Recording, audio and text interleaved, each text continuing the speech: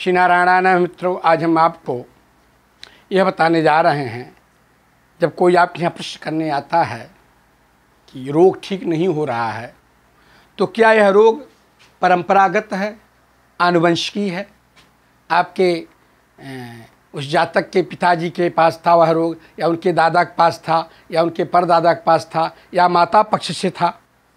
ऐसे भी रोग होते हैं जो कि जल्दी नहीं छोड़ते हैं। इसकी जानकारी हम कैसे प्राप्त कर सकते हैं कि यह परंपरागत रोग है क्या। दूसरी बात ये होती, जब भी आप प्रश्न लग्न का विचार करते हैं तो जो प्रश्न करता है, जहाँ से प्रश्न करता है वहाँ से उसका समय और स्थान लेना चाहिए। अब कोई प्रश्न किसी लग्न में करता है, मान लीजिए किसी ने वृष लग्न में प्रश्न कर दिया, जो लग्न रहेगी वो यहाँ पर रखी जाएगी।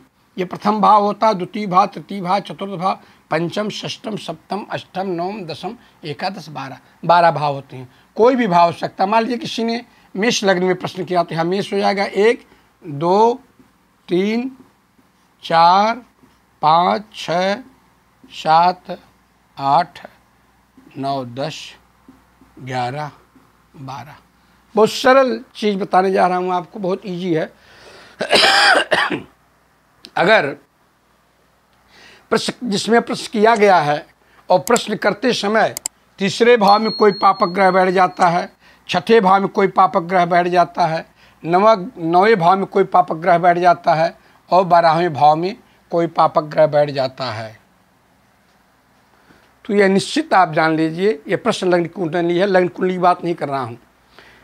तो निश्चित रूप से जान लीजिए वो उसके यहाँ आनुवंशिकी परंपरागत रोग है, जो उसके माता पिता को इत्यादि को रोग हुआ है, वही रोग उसको परेशान कर रहा है।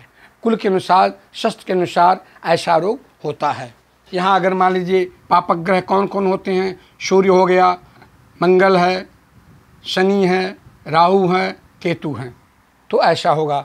ठीक वही चीज़ यहाँ भी होगी। सूर्य, मंगल, शनि, राहु, केतु। सूर्य, मंगल, शनि, राहु, केतु। सूर्य, शनि, राहु, मंगल, केतु। अगर इस प्रकार के ग्रह यहाँ बैठते हैं तो निश्चित रूप से निस्संदेह आप यह कह सकते हैं कि आपके यहाँ ये परंपरागत रोग होता है। जैसे किसी को सफ़ेद दाग हो जाती है, ये भी परंपरागत रोग होता है। किसी को कुष्ठ हो जाता है, ये परंपरागत रोग होता है। ये आजकल आपको चल रहा है डायबिटीज वगैरह, ये भी परंपरागत रोग में ही आ जाते हैं। ऐसी स्थिति अगर बनती है, निस्संदेह आप कह सकते हैं कि तीसरे भाव में, छठे भाव में, नौवें भाव में, 12वें भाव में यदि पापक ग्रह बैठते हैं तो ऐसे जातक को परंपरागत आनुवंशिकी रोग होने की संभावना पूरी बनी रहती है। ठीक है, आप लोगों का बहुत बहुत धन्यवाद वीडियो देखने के लिए।